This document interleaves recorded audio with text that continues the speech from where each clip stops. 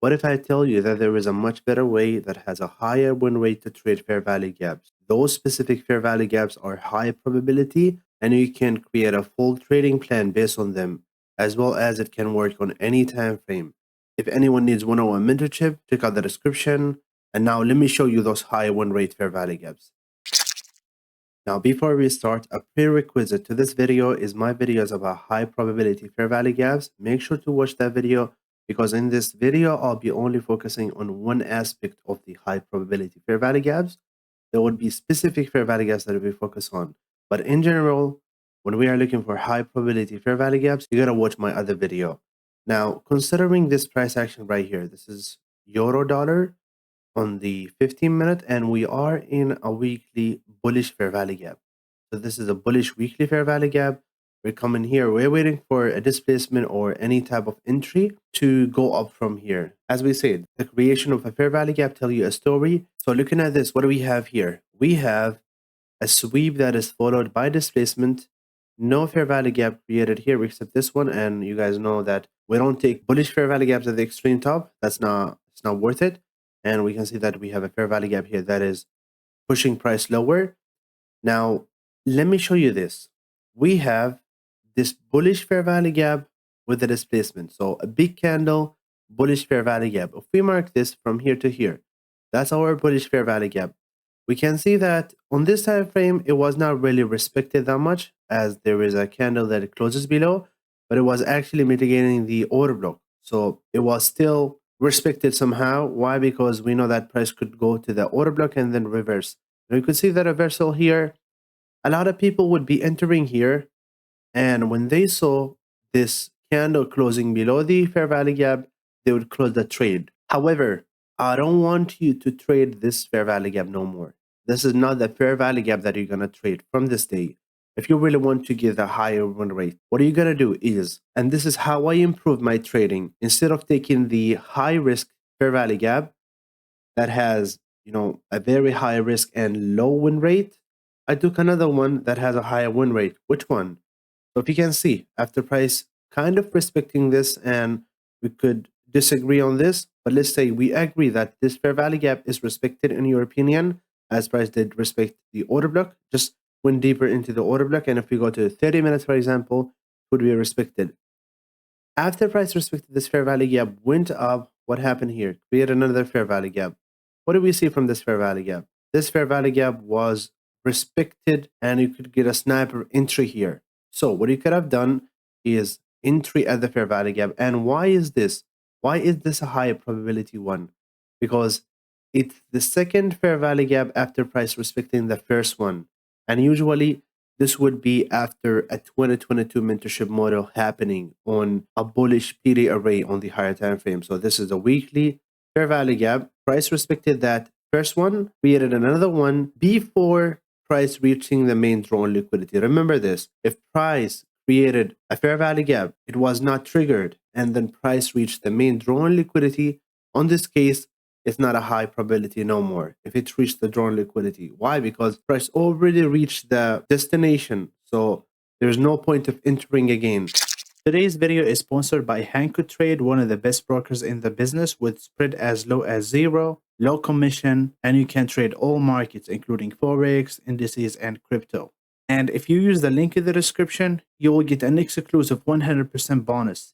Make sure not to miss it. Let's get back to the video. Now in this case, stop loss below the last low, since this is a big one. And then what can we target? You just go, and I'm not going to go to the higher time frame, but you could simply see the trend line liquidity. So all of this is a low resistance liquidity. And what do we say about low resistance liquidity? There would be a low resistance liquidity run, which is equal to displacement. Price will go take all of those highs, which is now this high is the main drawn liquidity. It would take all of those stop losses above and orders above in the fastest time ever. Why? Because we have a lot of low resistance liquidity. We have liquidity, more liquidity, more liquidity, more liquidity, more liquidity, more liquidity, and it goes on and on. Because there is no high resistance liquidity run anywhere in here. I don't see nothing except maybe this one. But otherwise, all I see here is low resistance liquidity on the other side. Now, could have targeted this high this high, or simply take partials at those highs. And this is your main draw on liquidity. Now, as we said, we could disagree on this, that price did respect this fair value gap.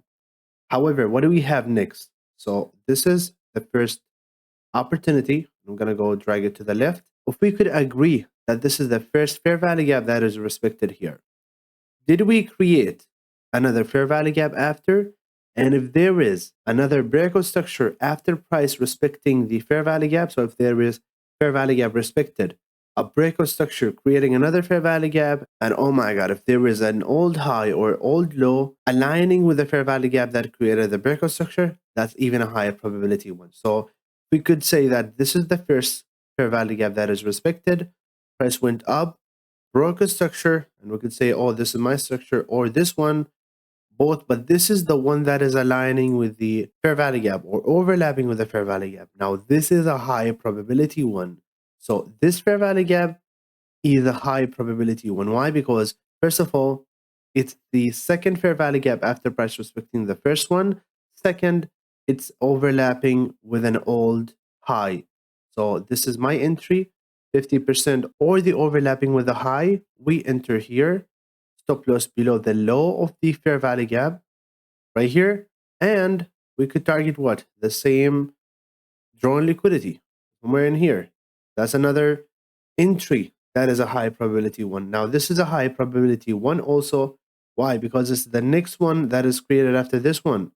However, did we come back to it to mitigate it before price reaching the main drawn liquidity? No. Then it's not high probability no more. So second fair value gap is the highest probability. If it's aligning or overlapping with an old PD array, that's even better now. All of this, we should not take the main drawn liquidity before price coming into the fair value gap. It should come first, then go to take the main drawn liquidity. If it took the main liquidity, then the fair value gap is not the highest probability. So we're going to go over NASDAQ, the daily time frame. Why? Because this chart itself from May 23 until current price action, it has a lot of examples of the fair value gap, the high probability one.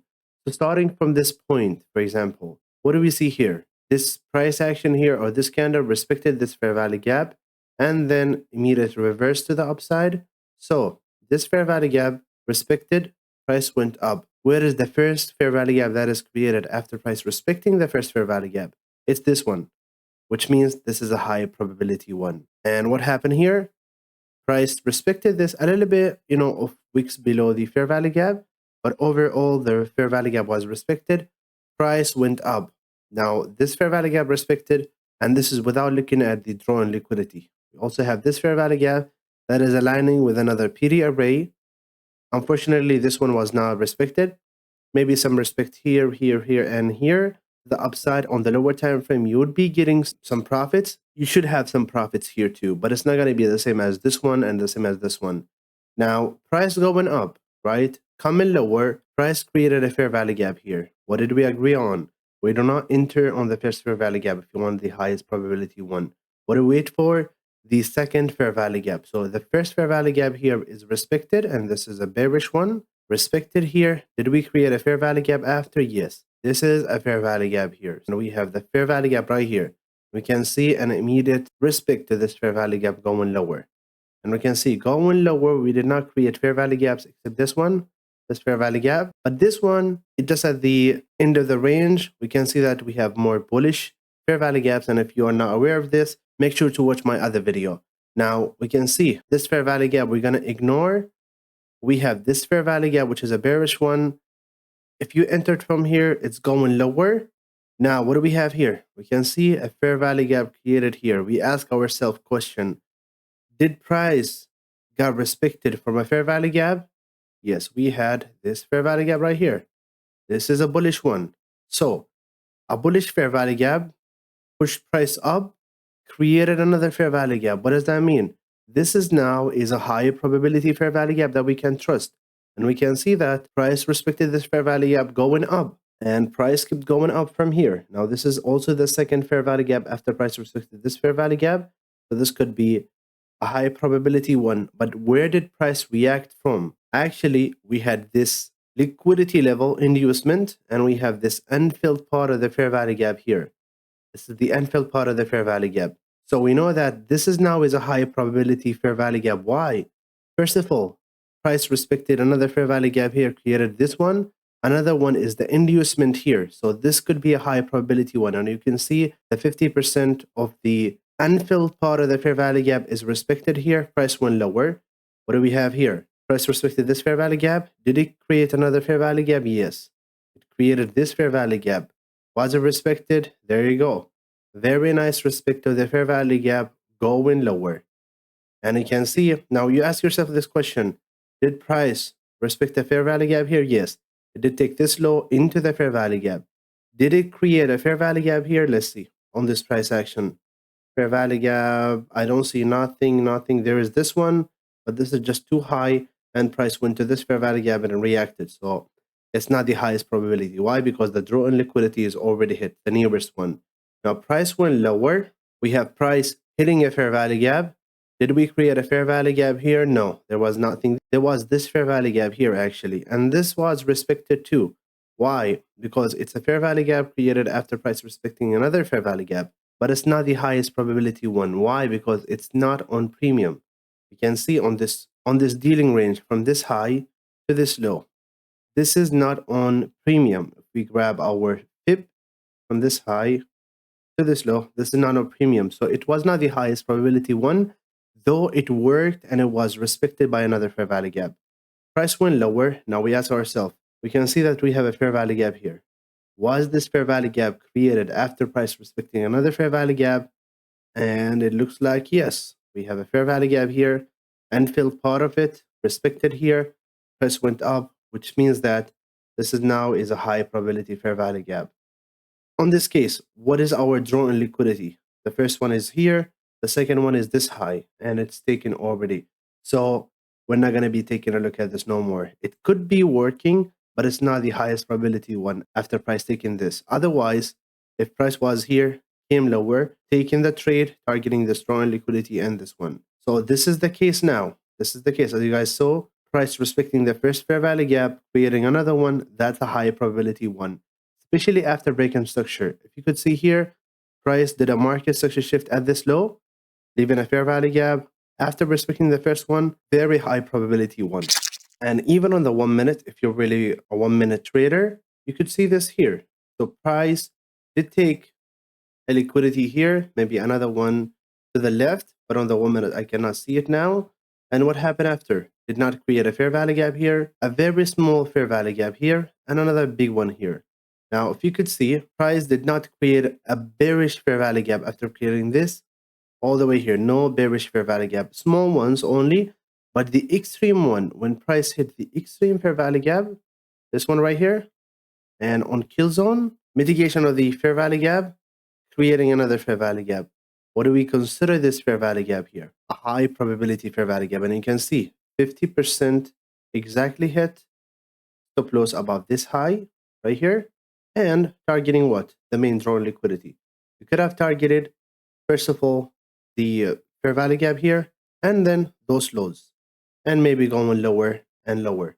So this is how you trade. Now, we go to the left. What do we see here?